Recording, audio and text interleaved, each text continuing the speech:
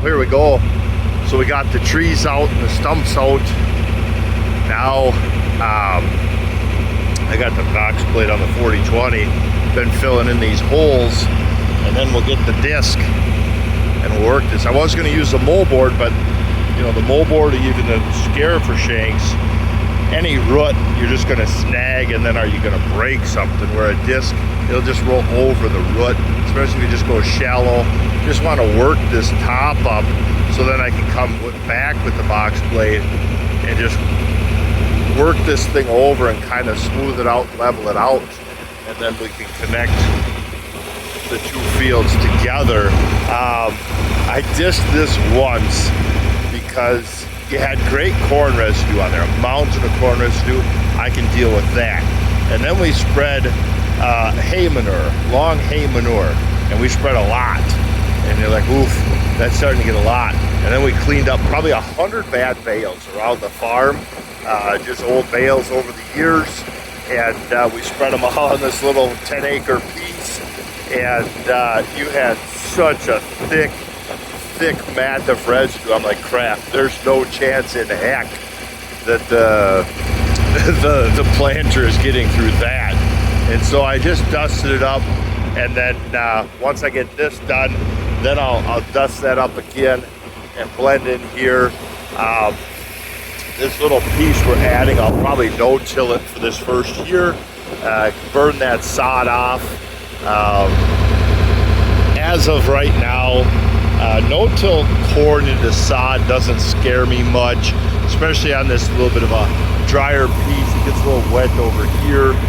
The forecast doesn't have significant rain to drown out our seedling, so that doesn't scare me much. If there was, you know, a 5 inches of rain in the forecast, I absolutely would not no-till into that sod. I'd moldboard it over or summer fallow it, but I'd rather summer fallow it in the corn crop, if that makes sense.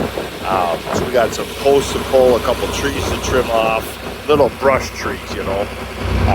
So there we go. Let's get pushing some dirt and keep working on this fence line. That clay gets hard. Oh boy, that clay gets hard underneath there. But basically, that's it. And then, just a bunch of them pushes, and then we'll have this.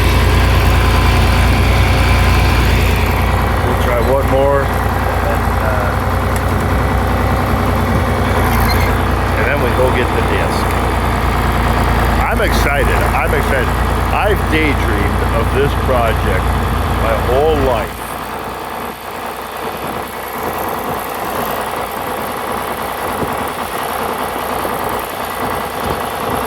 And I've seen highways not as we say that as a joke, but they actually did a repair up on the highway.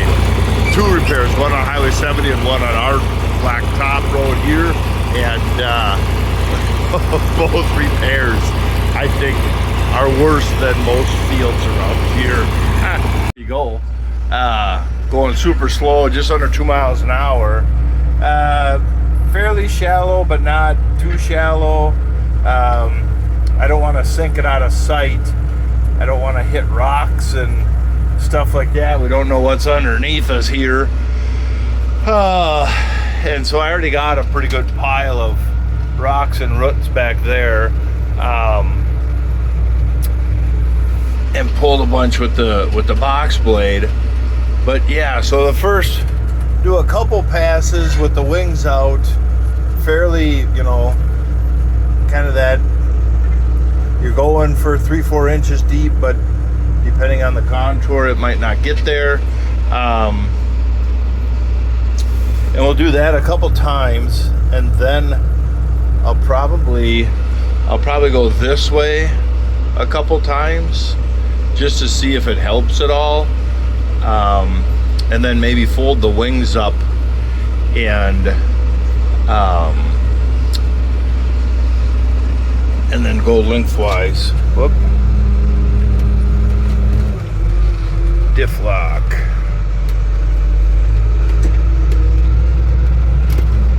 Got into kind of a hole there. That was weird. That was weird. So yeah, just keep working the crap out of this spot. I've dreamed my whole life of connecting this field to this field, to that field. So you got a 60. This was almost a 20. So you got a 60 and a 20. So I call it the 80. And then I think there's a total. You got a 60, almost 70 piece here. So if we ever could finish the tree lines and remove fencing, it'd be nice to blend these in. There's some ditches and water, and it makes it a little inconvenient, but you know, the 150 acre piece, it'd be a great piece to perimeter fence in and just make it permanent pasture for cattle, and then get our nice ground back for row crop. But this stuff is pretty amazing row crop too. By golly, that almost looks like something. So now I'm just kind of coming into the field where it's all grassy, because we kind of let this set aside last year. And so by golly, that looks pretty dang nice, you know, compared to what it looks like from a couple years ago. And I think, yeah, let's pull the audible. I don't want to plant corn in here and then just, like, why put in a crop to a questionable spot when you're like, maybe it would kind of sort of work. Like, nope, we got cows to feed, so let's just split this headland and then here in you know, a month, early June, when it's dry, hopefully, maybe at some point it'll be dry, we can moldboard this up, clean it up nice. Maybe we can take that fence line out and kind of blend in. There's a 5 acre piece over there. We can blend in there, plow it all up, finish it up, and put in a sorghum sedan, millet, something, an annual something for feed, a tonnage, big tonnage type thing. And so, yeah, I think that's our best bet. So I'm gonna finish this headland, then I'm gonna turn and we're gonna finish this field and get it planted. So I'm hitting it with the Mulch Master, but I'm not trying to lift the dirt, I'm trying to keep the sweeps out of the ground and just let the conditioner on the back just kind of bust up clumps, do a little leveling and sealing of the ground. I don't want to lift it up anymore and pull out more moisture. Just knock them clumps off. We still got some really good residue, because then the soil is heavier than the residue, so them tines flick it up, the dirt falls faster than the residue, so the residue doesn't really get incorporated at all. It's still going to be on top, which will give us some benefit, but yeah, I'm really happy how this tree line turned out. So I'll get back a couple acres to my cornfield, and I'm farming it crossways. Then farming it crossways just to help one more pass to smooth everything up. But yeah, this will be a nice little 10, maybe get 10 to 15 acres of some sorghum sedan and millets or whatever we end up doing. But it just needs a little more work than what I want to risk a corn crop. Yeah.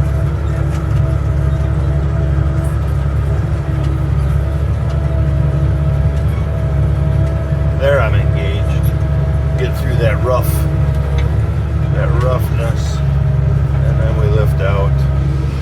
So there we go. We'll finish this, and then we'll get the planter refilled and get this thing planted. Oh, well, here we go.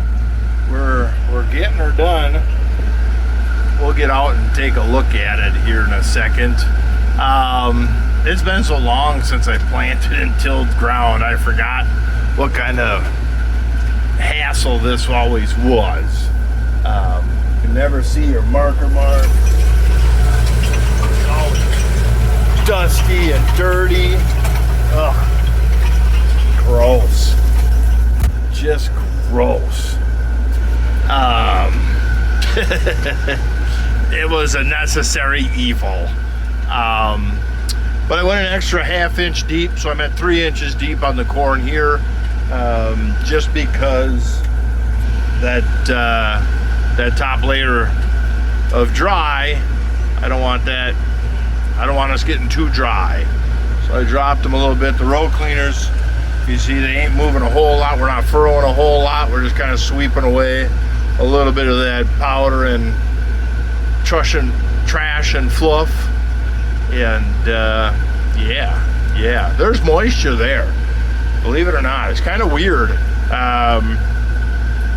We actually got the ground, the subsoil has decent moisture, but the second you touch it this year, it just grays off. But it's doing a good job of keeping moisture underneath. I don't know how to explain it. It's kind of weird, but yeah, maybe it's the same as every other year. You're just looking at something different this year. I don't know, but yeah, yep, we're getting her done. We're getting her done. Well, it's time to spray. So got just water, just cleaning the system out. So he gets going. There we go. There we go. Looking good, looking good, looking good. Come back. Oh, we'll have to clean. I turn him sideways so then I know to clean him. Otherwise they look all good. Then we'll go to the next section and next section. We got a break right there. Of course, the old ones didn't break. This one's only a couple years old. Doggone it. I'll have to order a couple of these to have on hand. And then I just put on a weather pack. The original ones are hardwired into this box. So then you just cut the wires. Because I think this one comes with a weather pack. So then I just cut the wires to match up red, white, black, red, white, black. So that one's already done. Well, that ends today's experiment. Well, since we're waiting on parts for the sprayer and now it's starting to rain pretty good, let's load the truck up for a service call for air conditioning, and then I got Will's Faraway Farms hydraulic pump to work on a rain day.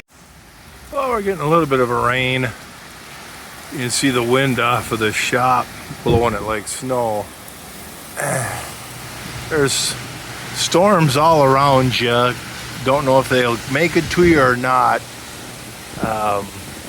But yeah, you know, you get what you get.